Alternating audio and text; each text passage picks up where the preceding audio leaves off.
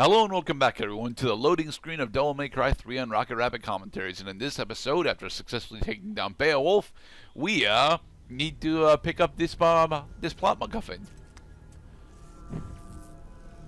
Ratchet, this ball is made of nuclear energy. Don't drop it. Okay. What was that? Oh, nothing. Nothing. Everything's fine.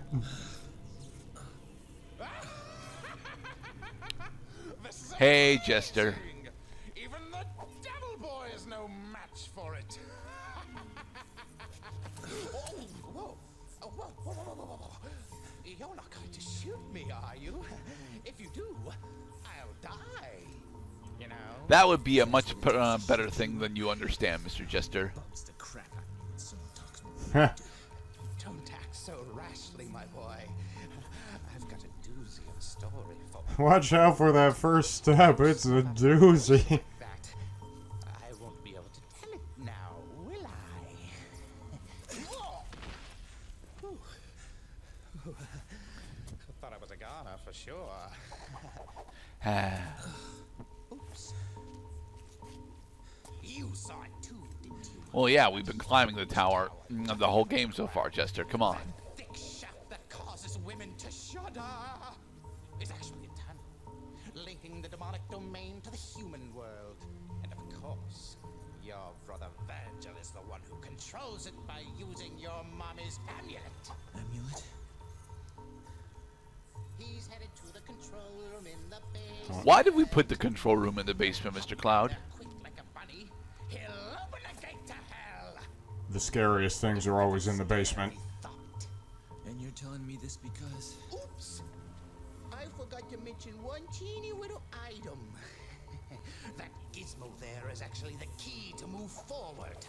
But the tricky thing is, it sucks the souls of those. Yeah. I pulled the Mortal Blade before. I got this.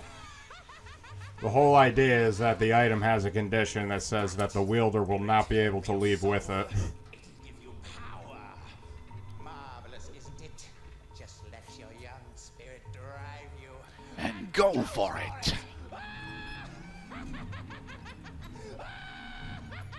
Does he become dizzy? Nope. No, he does not. Wish you would have told me that in the first place. You big mouth moron.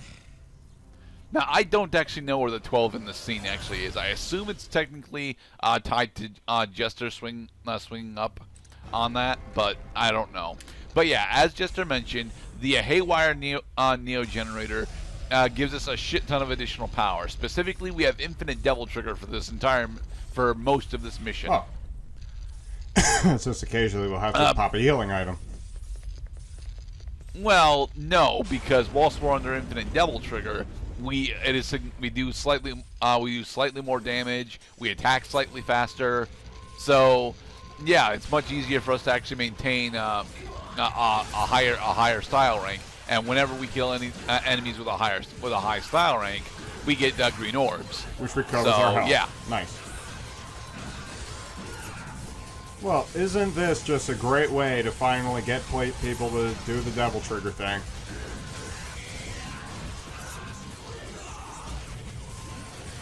Now, to be perfectly honest, the gimmick of this mission is honestly mostly okay until we actually get into the boss fight at the end. Oh, Jesus. I am not good at this upcoming boss, like, at all. Bosses deal lots of damage, which complicates having a perpetual drain on your health bar. Well, here's the thing. We'll get rid of the Haywire Neo Generator before the boss Oh, fight. nice. Because it's just a key, and the door Yeah, it's just a key item. the door it opens is the boss lair. Yeah. Gotcha. Well, that's convenient, especially the part that I really don't care for bosses while under the condition. I mean, we're effectively poisoned right now, but very aggressive. Yeah, we're poisoned. This is like low health bar, like Bloodborne style poisoning. I mean Dark Souls style. Very aggressive, infinite duration.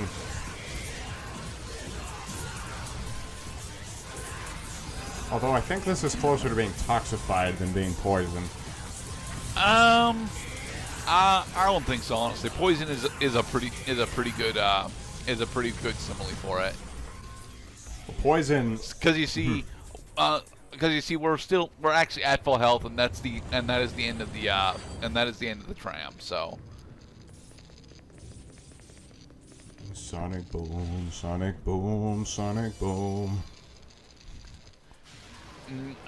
Sonic boom. I don't think I've actually ever listened to Sonic Boom all the way through.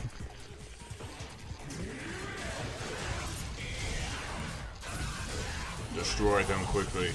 Drink their blood. Use their power against them. Alright! What I should actually be doing here is using my Trickster style in order to air trick 2 enemies and then do Rebellion's Helmbreaker on them instead of like that. Instead of just attempting to manually get over to them, because the longer it takes for me to actually retain combat status on an enemy, the lower our style meter gets. So it seems that the style meter is counting hits, not damage. it's not counting damage. It's counting unique hits specifically. And this is a room that we can totally skip. Yep. Fuck y'all. I've played Capcom games. And we're going to skip the Gears of Madness as well, because, yeah, I don't want to fight the Blood Falcons. Say no, I don't want your treasure. You will cost me too many first aid meds than it is worth. But here's a room that we cannot skip.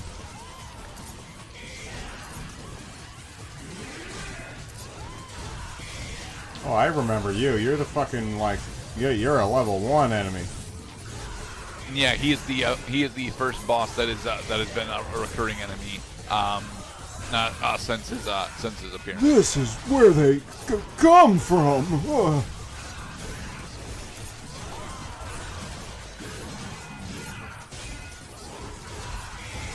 Oh man, we are getting cluster banged over here. You got to get out of the corner. Yeah, but they're all very easy to take down enemies.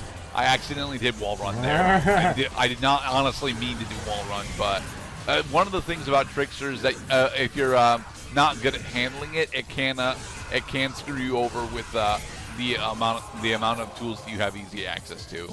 We got a full health recharge for taking out the Grim Reaper. Yep. And now that we've made it back to the rotating bridge, chest cannon. There we go. Damn it, you destroyed the bridge. Well, we moved the bridge. We didn't destroy it. Fucking Hogwarts Castle all of a sudden.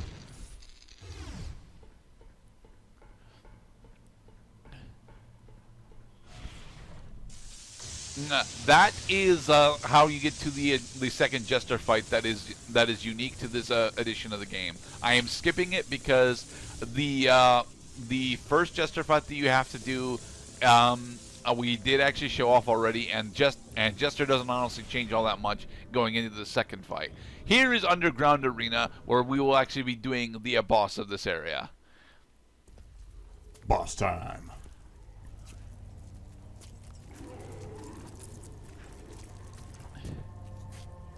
And no, it's not going to be these. It's not going to be these smaller sins. Boo? Oh, Nightmare Horse. Hey, Geryon. Out of my way, peasants. Talk about Ah. Dante, you don't know how to drive a car. chicken race with a horse, huh? Fair.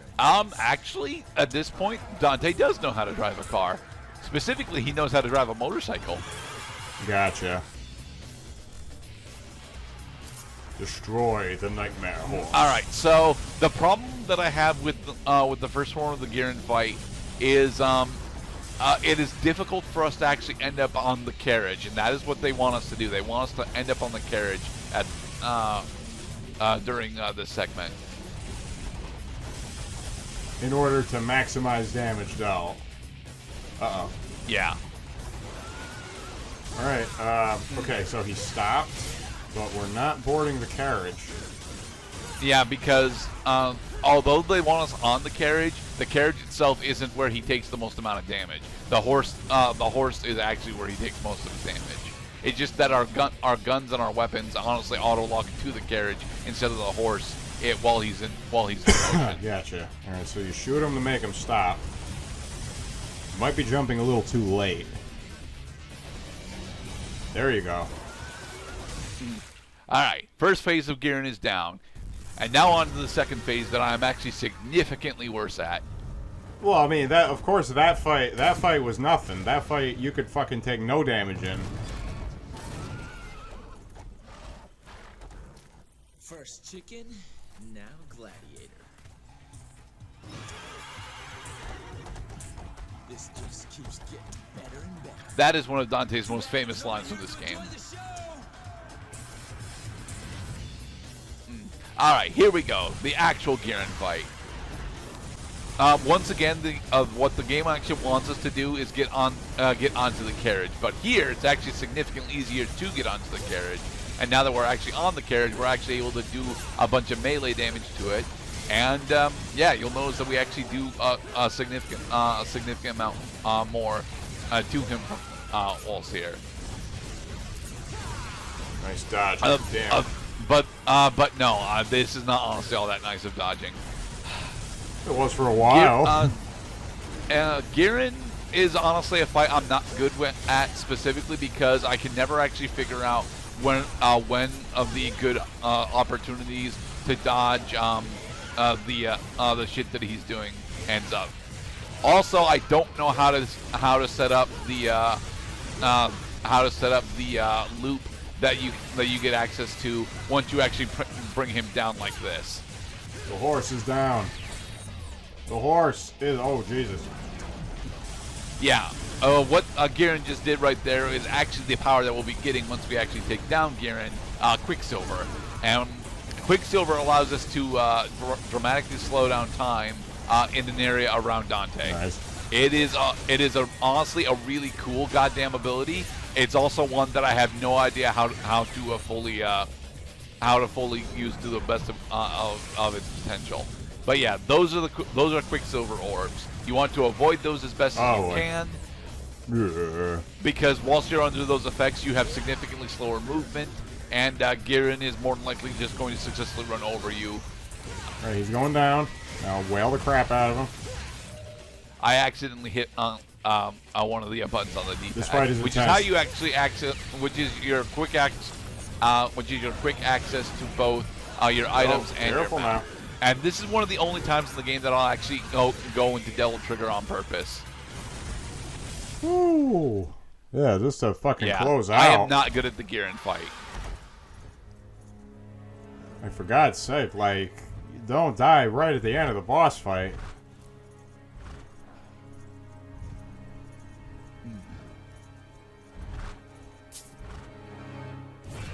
And so Geryon has been slain. I don't think he was actually carrying anybody in that stagecoach. He was not.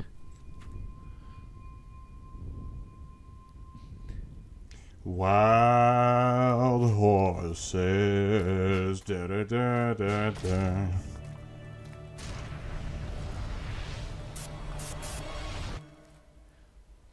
I wish we had access to quick style switching that the cinematic Dante's got. Pause. That would be very nice. Pause menus can do that.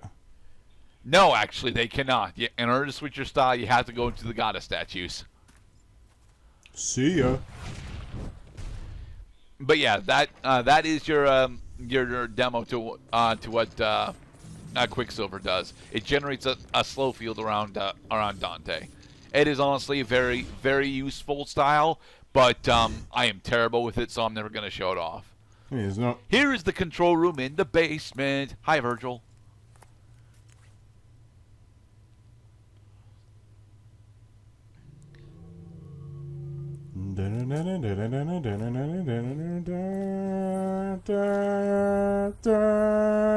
Hi, Beowulf.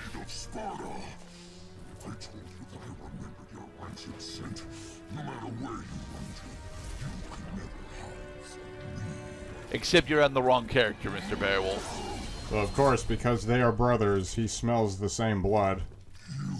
Yep. And of course, we have the awesome samurai thing that Virgil does. Click. It was the last realization that ever went through his head, besides Virgil's sword. This is the only devil arm that Virgil actually acquires, and he'll only have it for the next cutscene. But yeah, Virgil gets access to Beowulf before we do. Huh. He's getting power. He's getting more powerful, just like we are whenever he kills bosses. Yeah, but as he's the actual one that knows what the fuck Commentating Crew looks like on the inside, he doesn't need to kill any of the bosses. He's just traveling normally thanks to Arkham.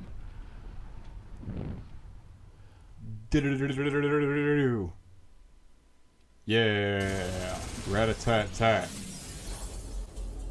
Simple as I that. do love that scene, honestly. Virgil looks really badass in it. And in the next part... In the next part, we will finally confront Virgil in the basement. Be safe, everybody. Mad points.